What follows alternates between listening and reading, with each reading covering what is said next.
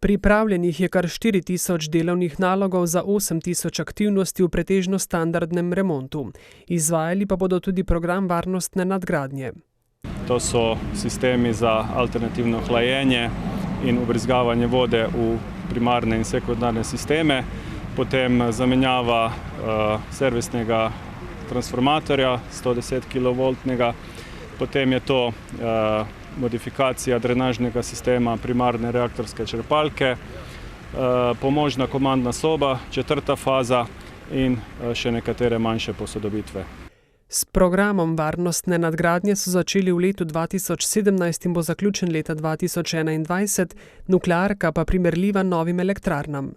Vrednost tega programa desetletnega je okoli 260 milijonov evrov in to je vložek v novo kilovatno uro oziroma proizvodnjo v naslednjih 20 letih, kar je najbolj učinkovita in najbolj opravičljiva investicija v proizvodne kapacitete v Sloveniji oziroma Hrvaški.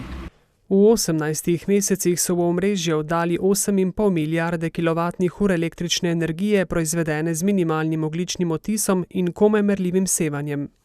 Tisočinka procenta tistega, kar dobimo vsi z naravnih virov, smo prispevali vsakem posamezniku z našim obratovanjem. To je izredno nizka in skoraj nemerljiva vrednost.